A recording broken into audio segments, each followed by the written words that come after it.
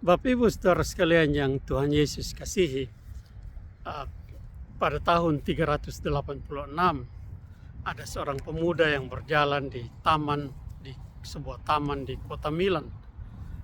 Lalu dia melihat ada anak-anak bermain, dan dalam permainannya anak-anak itu mengucapkan kata-kata yang mungkin tidak ada hubungannya dengan dia, yaitu ambil dan bacalah.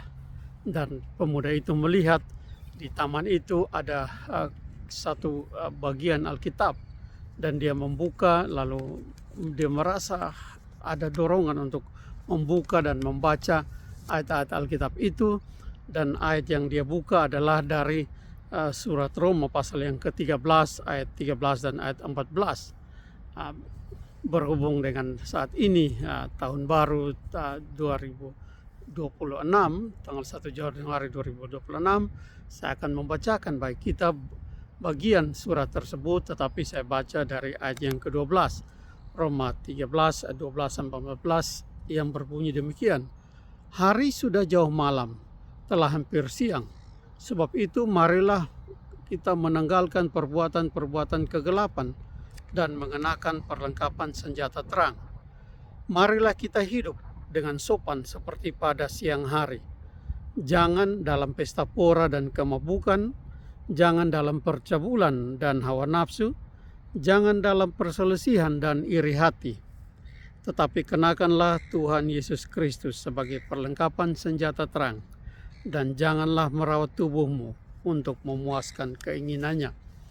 Nah, pemuda yang saya sebut tadi pada tahun 386 di kota Milan tersebut kemudian dikenal di dalam sejarah kekristenan dengan nama Santo Agustinus.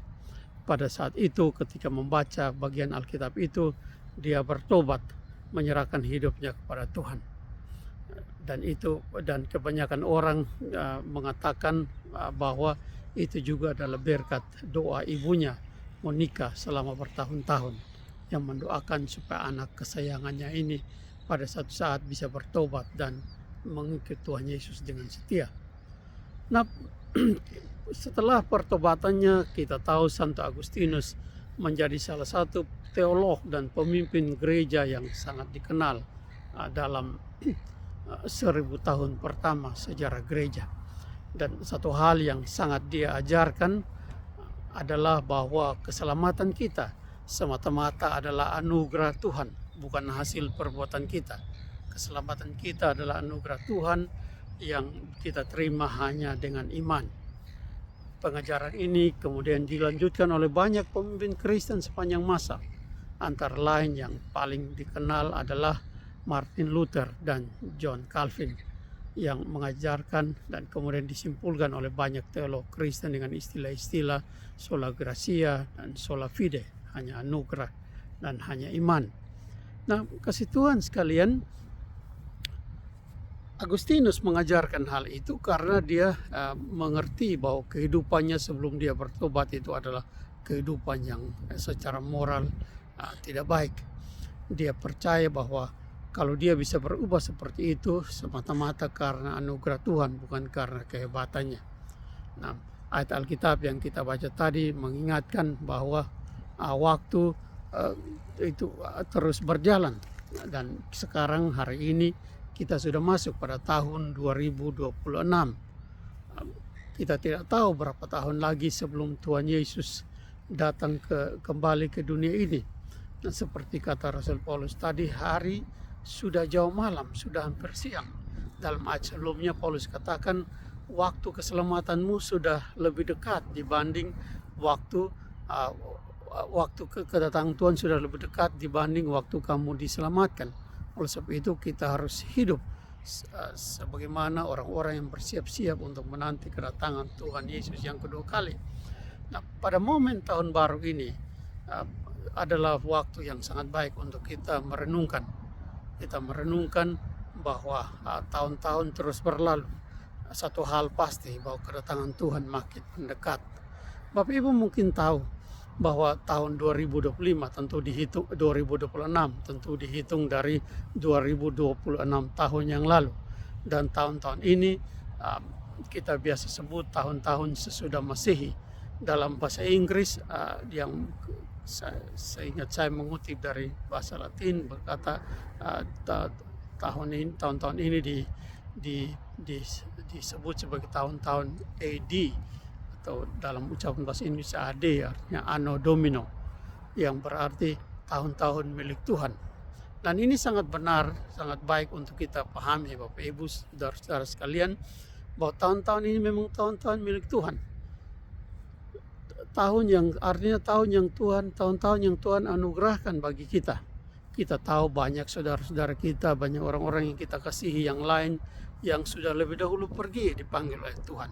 Tetapi kalau kita tetap diberikan kesempatan untuk menikmati dan menjalani senang dan susahnya hidup di tahun yang baru ini, di tahun milik Tuhan yang baru ini, kita tahu apa yang diingatkan oleh Rasul Paulus, bahwa kita semua harus menyadari waktu telah lama berlalu dan makin mendekat ke tahun atau hari kedatangan Tuhan Yesus yang kedua kali. Dan hendaklah kita seperti Santo Agustinus juga menyadari bahwa sekarang sudah waktunya kita meninggalkan hal-hal yang bisa membatasi atau mengurangi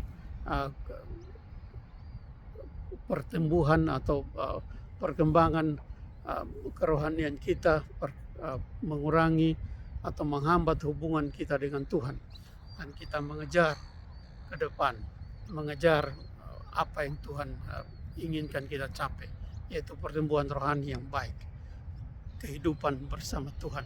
Sehingga kita mengerti, saudara-saudara sekalian, bahwa kalau Tuhan masih memberi kita 1 tahun lagi, itu berarti kita harus meninggalkan perbuatan-perbuatan lama yang bertentangan dengan kehendaknya dan menjalani kehidupan lebih sesuai dengan kehendaknya.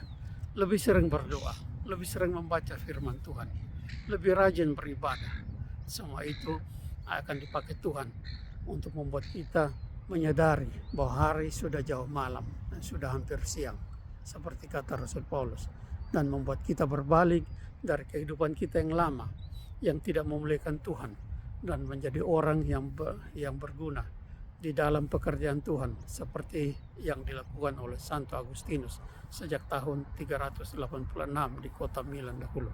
Di kota manapun saudara berada saat ini, mari memulai tahun yang baru ini dengan kesadaran seperti Santo Agustinus dulu, bahwa kita harus memulai tahun yang baru, memperuntukkan hidup kita terutama untuk kemuliaan Tuhan. Seperti nasihat Rasul Paulus, hari sudah jauh malam, tahun terus berlalu, 2026 sudah kita masuki. 1 tahun lagi anugerah Tuhan bagi kita yang harus kita pakai untuk memuliakan namanya. Dari Danau Burle Griffin, Canberra, Australia, saya Remy Vanggedai. Selamat tahun baru, Tuhan Yesus memberkati.